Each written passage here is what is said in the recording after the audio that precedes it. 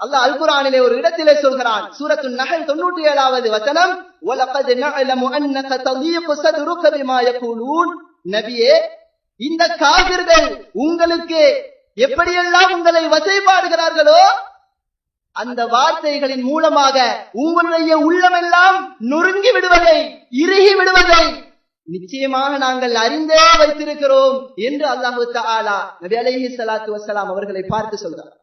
எனவே இப்படியான அந்த விடயம் மாமனிதர் ஸல்லல்லாஹு அலைஹி வஸல்லம் அவர்களுக்கு கூட விதிவிலக்கல்ல என்றால், சாதாரண மனிதர்களாகிய எம்மை இது எந்த அளவு விட்டு வைக்கும் என்பதனை ஒரு நிமிடம் சிந்தித்துணர கடமைப்பட்டிருக்கிறோம்.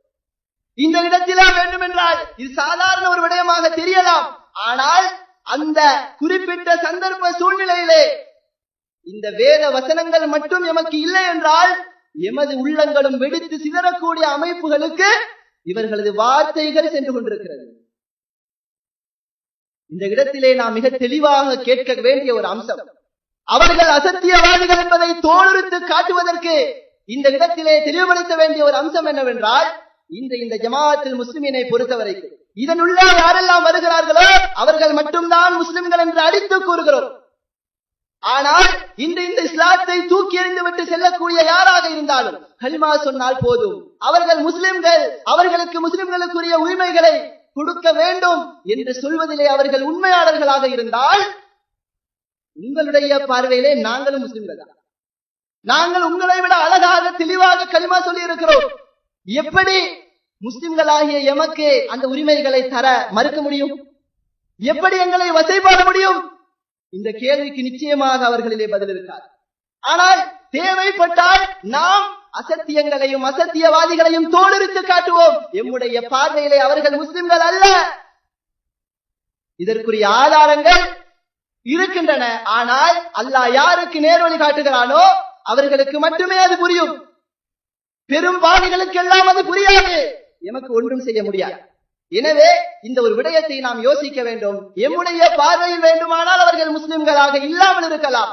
ஆனால் அவர்களது பார்வையிலே நாங்கள் முஸ்லிம்கள், கலிமா சொல்லி இருக்கிறோம், சொன்ன எல்லாம் முஸ்லிம்கள் என்ற ஒரு நிலைப்பாட்டிலே அவர்கள் உண்மையாளர்களாக இருந்தால் எப்படி அவர்கள் எங்களை விமர்சிக்க முடியும் என்று கேட்கிறேன். விமர்சிக்கக்கூடிய இவர்களை பொறுத்த வரைக்கும் இருக்கதையும் சொல்கிறார்கள், இல்லாததையும் அள்ளி கொட்டுகிறார்கள். இன்று நாம் சமூக ஊடகங்களை பார்க்கிற போது நேரடியாக வந்து பேசுவதற்கு திராணி அல்ல. ஒரு சாதனத்துக்கு பின்னால் இருந்து கொண்டு, 4 சுவர்களுக்கு உள்ளே இருந்து கொண்டு இன்று பேஸ்புக் வழியாக, யூடியூப் வழியாக, வாட்ஸ்அப் வழியாக அவர்களது கோஷங்களை எழுப்பிக் கொண்டிருக்கிறார்கள். இவர்கள் இதன் மூலம் நாடுவது என்னவென்றால், யாரெல்லாம் இந்த சத்தியத்தை போதிக்கிறார்களோ அவர்களை கேவலப்படுத்த வேண்டும். இந்த சத்தியத்தை இல்லாதொழிப்பதற்கு அவர்களுக்கு வேறு வழியே தெரியவில்லை. அதற்காக வீட்டிற்குள் நடக்கக்கூடிய விடயம், நடந்த தவறுகள், நடக்காத வதந்திகள் அனைத்தையும் இன்று பரப்பிக் கொண்டிருக்கிறார்கள். அல்லாஹ் இவர்களை பற்றி அல் குர்ஆனிலே கூறக்கூடிய ஒரு வசனத்தை இந்த இடத்திலே பொருத்துவது பொருத்தமாக இருக்கும் என்று நினைக்கிறேன். அல்லாஹ் அல் குர்ஆனிலே சொல்கிறான், இன்னல்லதீன யுஹிப்பூன அன் தஷீஅல் ஃபாஹிஷத ஃபில்லதீன ஆமனூ. நிச்சயமாக எவர்களெல்லாம் விசுவாசிகளுக்கு மத்தியிலே அசிங்கமான மானக்கேடான விடயங்கள் பரவ வேண்டும் என்று விரும்புகிறார்களோ, இவர்கள் செய்யக்கூடிய காரியம் இதுதான். என்ன அவர்களுக்குள்ள தண்டனை? லஹும் அஸாபுன் ஃபித் துன்யா வல் ஆখিরা. அவர்களுக்கு இந்த உலகிலும் தண்டனை இருக்கிறது, நாளை மறுமையிலும் தண்டனை இருக்கிறது என்று அல்லாஹ் கூறுகிறார். இவர்கள் சொல்வது போன்று உண்மையிலே அவர்கள் அல்லாஹ்வுடைய வார்த்தைகளை ஈமான் கொண்டவர்களாக இருந்தால் இந்த வசனத்துக்கு அங்கால் அவர்கள் நினைத்தும் பார்க்க மாட்டார்கள்.